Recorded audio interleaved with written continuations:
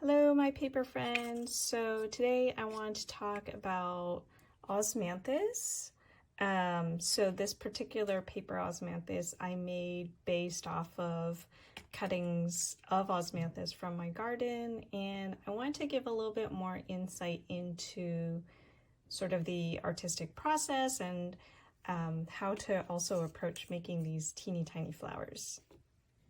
So for this particular one, I definitely looked at real models of Osmanthus flowers. So these I harvested from my garden, and you can see, you know, the little flower cluster is probably not much bigger than my tip of my finger, and these are really, really tiny flowers to make.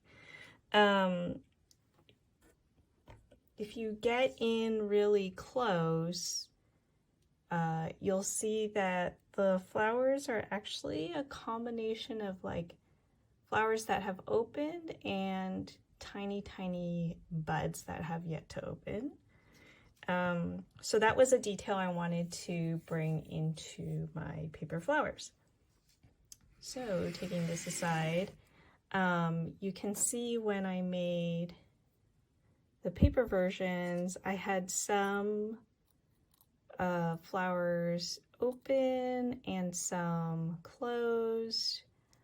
This honestly also made the process a little bit easier because the open ones, as you can imagine, are more challenging to make and wire every single one of those.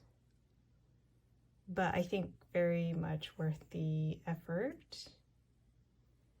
And I would say also with paper, it was really helpful to use just super thin. I'm using like 26 gauge wire that's already covered in paper so that you don't have to cover every single little wire yourself. It's already done for you. That definitely makes a lot of the wiring and stem work a lot easier. So in addition to the tiny little flowers that are so typical of Osmanthus, I also decided to add in sort of the brown spots that you see in sort of natural Osmanthus. This is definitely an artistic choice. Personally, I find it sort of more interesting to show both, you know, the tiny little buds that haven't opened juxtaposed against stuff that might be a little decayed, a little frayed. I find that contrast actually quite interesting with nature.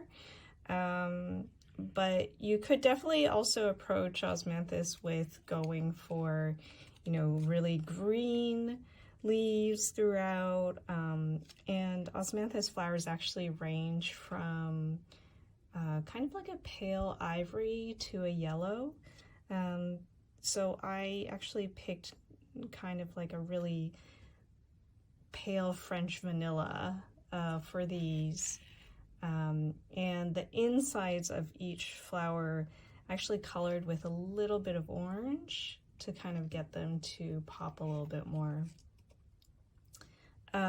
It's also really interesting how Osmanthus kind of has these like woody branches, so that's why I sort of added a different color rather than going with an all green branch to my Osmanthus.